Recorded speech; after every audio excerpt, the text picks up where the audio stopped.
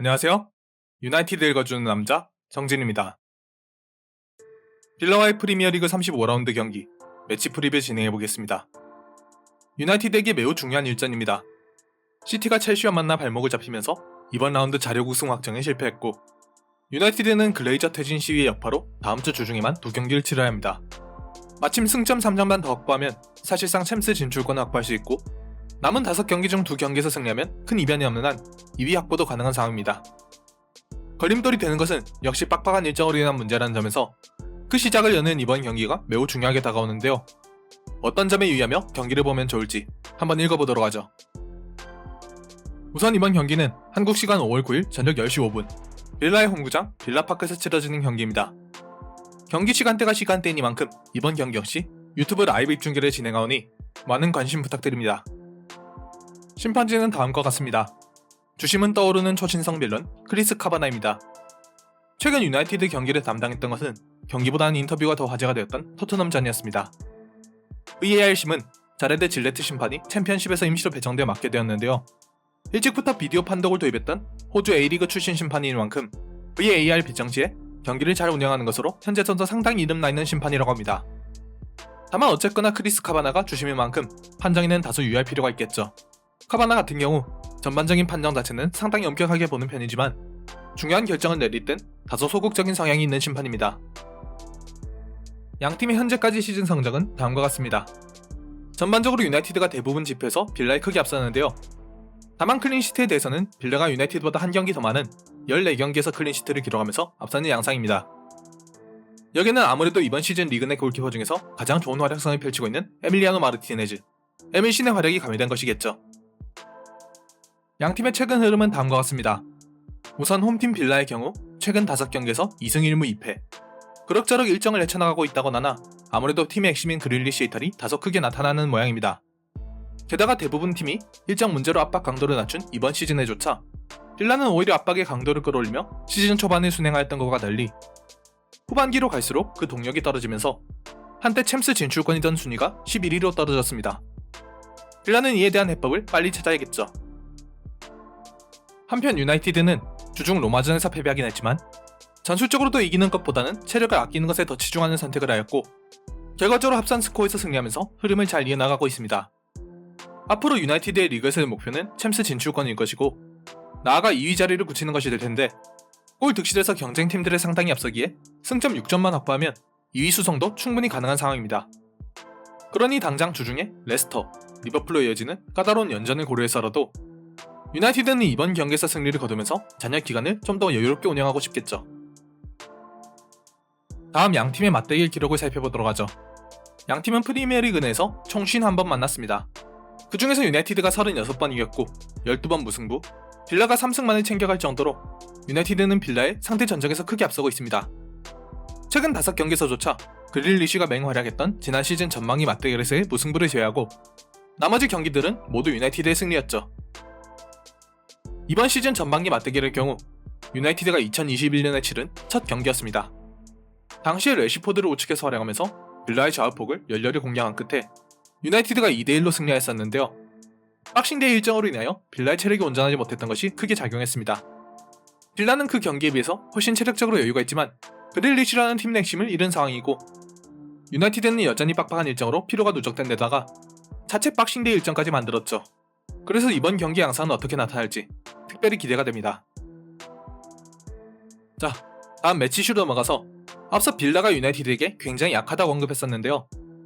사실 빌라는 1999년 8월 세기말 이후 2000년대 들어서 유나이티드를 상대로 단 1승밖에 챙기지 못했습니다.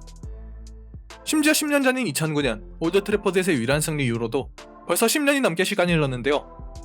이 기간 동안 치러진 경기가 리그 경기로만 총 44경기였고 빌라의 마지막 승리 이후로는 16경기째입니다. 말 그대로 유나이티드가 빌라를 상대로는 압도적인 것이죠.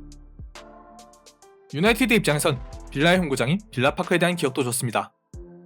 여기서는 심지어 더 나아가서 1995-96 시즌 개막전에서의 3대1 패배 이후로 리그에서의 21번의 빌라파크 원정에서 무패를 기록하고 있는 것인데요. 이것은 심지어 특정 팀을 상대로 한 원정 경기 최다 무패, 리그 기록이기도 합니다. 안 그래도 원정 성적이 좋은 유나이티드가 빌라파크까지 만나 이 기록을 이어나갈 수 있을지 지켜보면 좋겠죠. 참고로 리그 기록이 아닌 모든 대회 기준으로 살펴보면 유나이티드는 1999년 리그컵 원정에서 패배한 적이 있습니다. 그리고 그 경우 특정팀 상대 원정 경기 최다 무패 기록은 썬더랜드를 상대로 1959년부터 2002년까지 원정패가 없었던 리버풀이 차지하게 되죠. 한편 빌라는 공격도 공격이지만 수비에서도 굉장히 단단한 모습을 보여주는데요. 그 덕분에 2009-2010 시즌에 기록한 15경기 클린시트 기록 이후 가장 많은 14개의 클린시트를 이번 시즌 기록하고 있습니다. 그리고 여기에는 빌라의 주전 골키퍼인 에밀신의 활약상을 빼놓을 수가 없는데요. 에밀리아노 마르티네즈는 이번 시즌 77%의 선방률을 보이며 리그 내 주전 골키퍼 중 가장 높은 선방률을 기록, 사후적 기대 실점 편차에서도 경기당 0.24골, 시즌 전체를 통틀어 8개의 실점을 막아내면서 전성기 대야에 버금가는 활약을 펼치고 있습니다.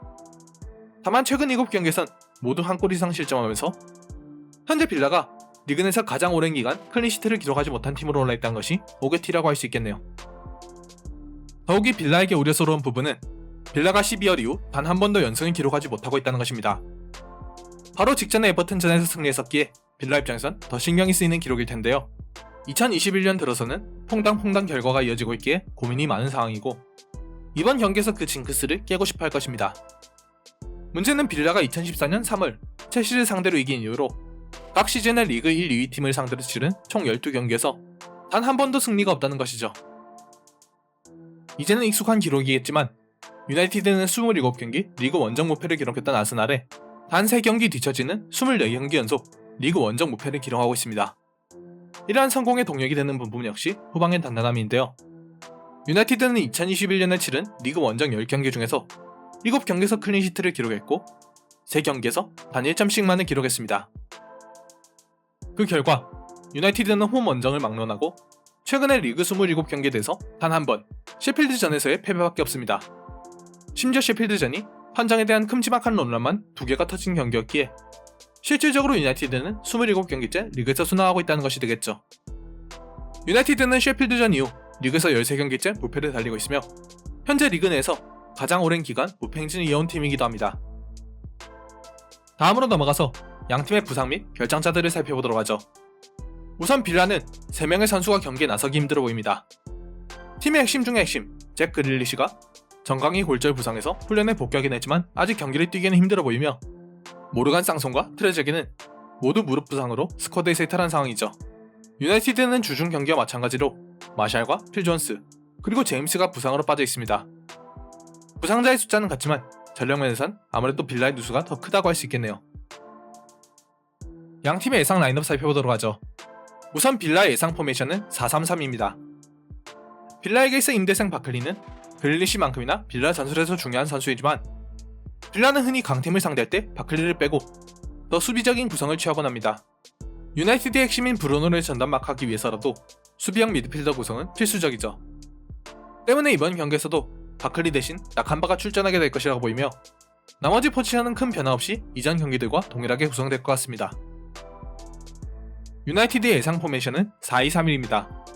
주중 유로파리그 경기에서 전체적으로 주전 선수단에 대한 체력 안배가 상당히 크게 이루어졌는데요. 그 때문에 향후 판도를 바꿀 이번 경기에서 주전 선수단이 큰 무리 없이 출전할 수 있을 것으로 보입니다. 스쿼드에서 가장 포인트가 되는 포지션은 역시 우측 윙포드로 출전하는 레시포드로 전방위 맞대결에서 레시포드에게 와이드 포지션을 맡기며 상당히 재미를 봤던 솔샤르 감독이 비슷한 전술 접근을 다시 시도할 것이라 보입니다. 빌라의 전술로 넘어가서 빌라의 기초적인 전술 구성 방식부터 살펴보시죠. 빌라는 이번 시즌 강한 전방 압박과 거기서부터 비롯되는 역습으로 상당한 재미를 봤습니다.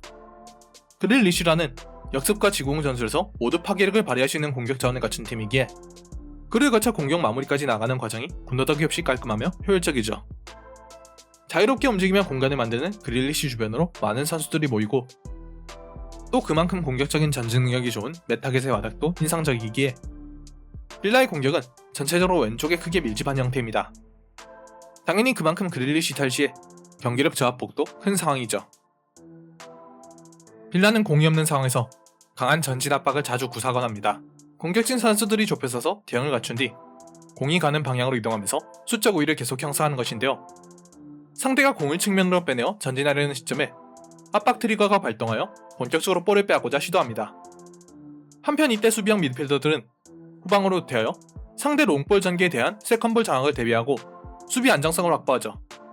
빌라의 센터백, 특히 타이런 밍스의 경우 후방에서의 배급 능력이 상당히 좋은 편이기에 빌라는 이렇게 좋은 간격이 벌어져도 그것을 잘 극복해낼 수 있습니다. 공이 있는 상황에서 빌라는 흔히 좌측면에 많은 선수들을 투입하는데요. 왼쪽 공격 빈도가 44%로 리그에서 왼쪽 공격의 빈도가 가장 높은 팀이기도 합니다. 여기서 핵심이 되는 선수는 물론 그릴리시지만 그릴리시가 없더라도 빌라는 여전히 좌측면 밀집을 주 패턴으로 삼고 여기서 많은 공간을 창출하는데요. 이에 발맞춰 측면 공격수 출신인 중앙 공격수 올리 와킨스가 측면으로 빠져나가면서 중앙의 공간을 만들고 그 공간으로 측면 공격수들이나 맥긴, 바클리 같은 미드필더들이 침투하기도 합니다. 자, 그래서 양팀의 이번 경기 핵심 선수들은 다음과 같습니다. 우선 빌라의 핵심은 존 맥긴입니다. 그릴리시가 빠진 상황에서 빌라에서 전진하며 공격을 진두지휘하는 역할을 맡아줘야 하는 선수는 맥긴이고, 특히 중원 싸움에서 경기의 항방이 결판나기 쉬운 유나이티드와의 경기는 더욱 그러합니다. 유나이티드의 핵심은 레시포드입니다. 빌라는 수비 안정성을 위해서 백포대형을 상당히 좁게 배치시켜놓는 팀 중 하나이기에 경기장을 가급적 넓게 쓸 필요가 생기는데, 유나이티드는 전반기 맞대결에서 레시포드를 우측에 기용하면서 이에 대한 공략에 성공했었습니다.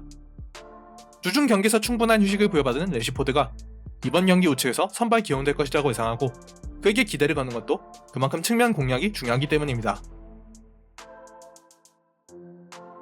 안 그런 경기가 어디 있겠냐마는 이번 경기는 특별히 더 중요한 일전입니다.